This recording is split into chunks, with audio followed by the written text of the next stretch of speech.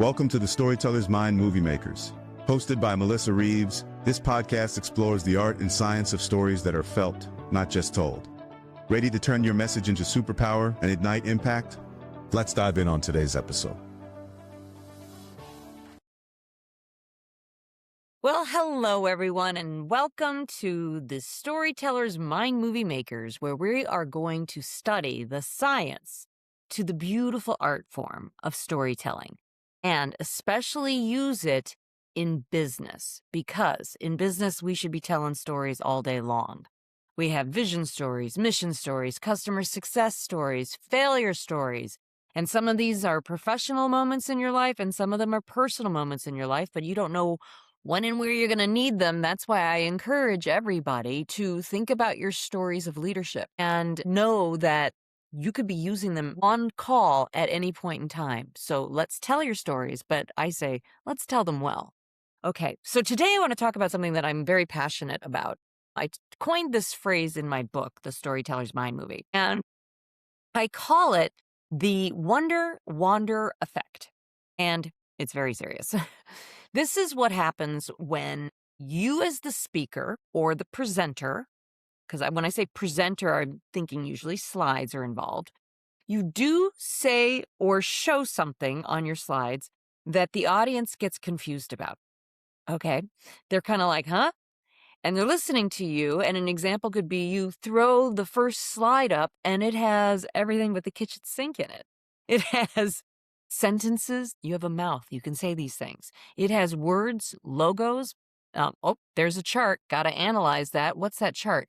Okay, so there's the X, there's the Y. Those are the years. Okay, all right, I'm getting it. All right, so they've had pretty good growth. All right, what is the sentence over here? And why is that person in the corner? Who's that? All that's happening. And meanwhile, you're still talking. And so what happens to the audience?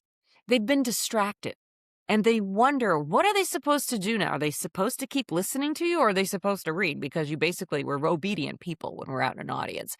If you throw the slide up and we speak the language the slide is in, it's kind of impossible for us not to read it. You wanted us to. But we can't listen to you at 100%. And so we wonder, and then we wander off our consciousness of listening to you. And that's a problem, because now it's sort of like reading a book. Have you ever noticed you're reading a book and then something might trigger a memory of your own life and you're thinking about that, but your eyes are still going across the page, but you're really not paying attention to what you're reading. And then all of a sudden you come to it and you're like, oh, whoa, okay, wait, I missed that. I got to go back. I'm going to go read those 2 or 3 paragraphs again. That is not a luxury that we have when we're public speaking. Now, if your talk is being recorded, that can solve the problem, but not a lot of people are willing to go back to see the recording. They really aren't. We're very busy people in our lives. So what do we do about this? Well, we need to learn, what is it specifically that can trigger the wonder-wander and take your audience out of full listening? A few things that come to mind. First off, I do work with a lot of scientists. It could be health scientists, biochem, computer science, etc. And this is a field of people who are so trained in data and STEMs, science, technology, engineering, math, that they live comfortably inside their neocortex part of their brain where analysis and rationality is done. But that part of our brain is not emotional. And people will make a decision on an emotional connection. So that's where the limbic system part of the brain comes in. And what we want to do is we want to look at that chart and realize that that chart's representing people, and those people are having the problem that you're solving for. So tell a story. Tell a story about a person having the problem you're solving for, and now you got limbic system going. It's flying forward, okay? Everyone's listening, they're leaning in, because now you have taken data and you've humanized it and you've made it more interesting. Yay. Good for you. People like that, and they'll remember that. They're still not going to remember your pie chart. They're not, but they'll remember the story that you tell. Okay? So if you're just showing the data, they're going to wonder and wander themselves away most likely, or they're not going to hear the brilliance that you have in your own analysis necessarily. Some will, but many won't. And so that means you've lost the room a little bit. So We want to clean up our slides.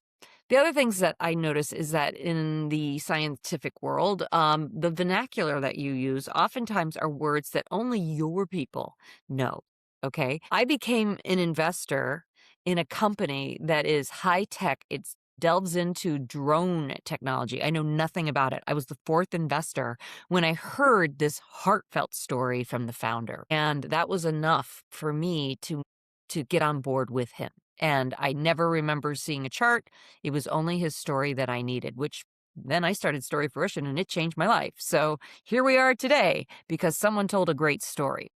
Okay, so be careful that if you're going to be speaking to a mixed room, especially, that you are courteous to the audience. All right, that when you say an acronym, that you define it first. And once you've defined it for them, then you can use that acronym freely throughout the rest of the presentation. Okay, they appreciate it. But if you don't, and you've got people in the room, they're going to be like, I don't know what that acronym means. Do you? I don't know what it means. Oh, that was a very big word. I don't even know what that is. It sounded very scientific. Do you know? I don't know. And then next thing you know, they're out here wandering around trying to figure out what you're saying because you sparked the wonder water. You did. Another thing, be careful of making celebrity new references or movies or anything like that, because what you're going to do is you're going to ignite the wonder wander effect, because people will be thinking about that celebrity. They're going to think about their movies or their music or the scandal that they're in right now. Like, you don't know. And as soon as you bring that forward within your talk, you are taking a risk. There are some movies, I'm going to speak on behalf of the United States and the culture that we've been brought up in. There are just a few movies that you could say everyone has probably seen that's of a conscious mind. Obviously, you're not talking to toddlers. They're not going to be paying attention to you. And I would say that, and this is funny, but I think Wizard of Oz. And there's a lot of spin-offs from Wizard of Oz, the Oz, and now you've got, Wicked and all those stories. So we know those stories, we know those characters, we know the metaphors, we know all of that. And if you really think that you need to have the yellow brick road as your metaphor in your story, then you need to pad for it. And you would want to prepare your audience. You could be like, this reminds me of the yellow brick road from the Wizard of Oz. And maybe some pausing before you move on to the next point so that everyone can process and they can see, that Glinda's floating down and the red shoes and there's no place like home. They're all going to do that. Everyone's going to replay the movie. Their favorite parts, their scary parts, all of that, because you brought it up. All right. So just be very careful if you're going to do it. I would vote mostly to avoid that. Okay. Another thing is too many details. Oh, have you ever had anyone do this? And it's usually like worthless details too. I don't mean to sound negative, but it's true.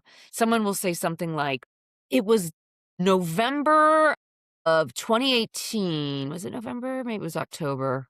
Oh, it was October. You know what? No, I'm pretty sure it was November. It was around Thanksgiving. See what I'm doing? You've seen people do this. And right away, what's going on in your mind? I don't care. Just tell the story. That's what the audience is doing, that our attention span is on loan for you. Okay. So don't waste it.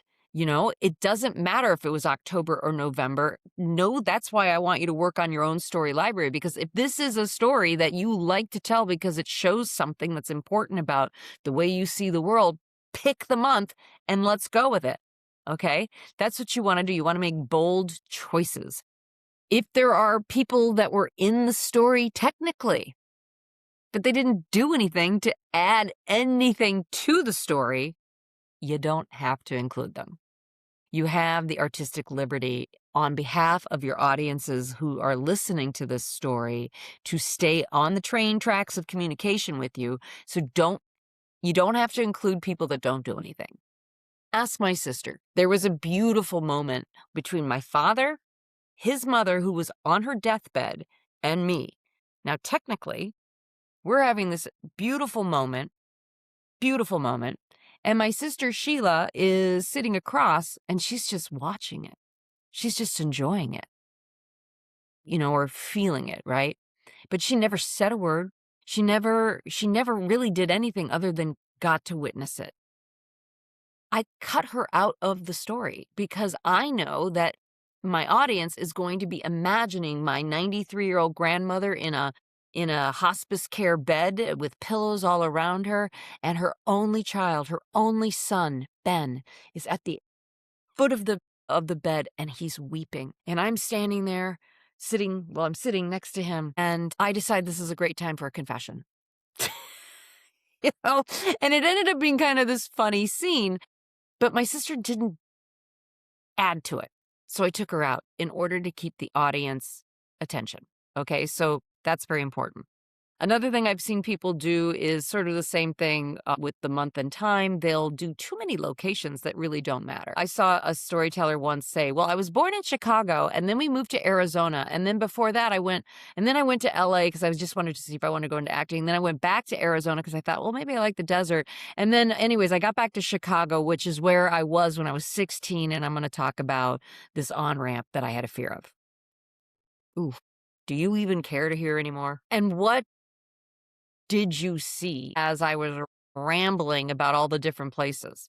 Personally, what I see is a giant map with a bunch of Google red pins being dropped in every time a city is mentioned. And then I'm feeling a little shortchanged that these cities that I had to listen to have absolutely no relevance to the true story. The whole story takes place in Chicago. Stay there. Pick your location. That's what I call in my book weed whacking. It's like, we want to see your garden. We don't need to see all the weeds. So just go ahead and pluck out the things that are not going to serve the story or create the wonder wander effect. So those are some of the things that I think are just super important. And I know that, like, when I'm working with clients, me and my coaches, we're like the wonder wander police force. Like, as soon as we notice that we're taken off into a different direction, we bring it up. And so you're going to need to do that too. If you're not going to work with a coach, then record yourself, but tell it to someone and ask them, was I clear? Did you follow it? Did you follow the arc? Did you understand where I was at the beginning and then where I ended at the end, and the 3 people that showed up along the way? And if they're like, yeah, I didn't really know why the third person was there, cut them. Just cut them. Okay, because your story has so much wisdom to it that we don't want to pollute it with things that are not that important. So you have artistic liberty. And that is all I have to say today about the wonder wander effect. And I really hope you listen to this, because this is a game changer. And for presentations, big time. You know, look at those slides. Are they crowded? Should that one slide really be 3 because you've got 3 different ideas on there? That happens too. Got to keep it clean. You want to slide control while you're in the presentation, not dump everything out at once, because as soon as you put up your 5 or 6 tips, they're going to start reading your 5 or 6 tips and they're not going to listen to you. But if you roll out tip 1 and you explain it, then you roll out tip 2 and you explain it, and then 3, 4, and 5 all join, and at the end the slide is now all 5 points. That was slide control. That was keeping your audience on the train tracks of communication with you. So good job. Okay, well, let's have another episode very soon. It's great to have you, but I would love to hear if you find other things that you find frustrating when you're talking to people and they're telling stories. What else will take you out into the wonder wander? Okay, put them in the comments. This is a learning podcast, so let's hear from you. Okay, thanks. Thank you for joining the Storyteller's Mind Movie Makers. To build your story library and turn lived experiences into unforgettable mind movies, subscribe, leave a comment or review, and share this podcast.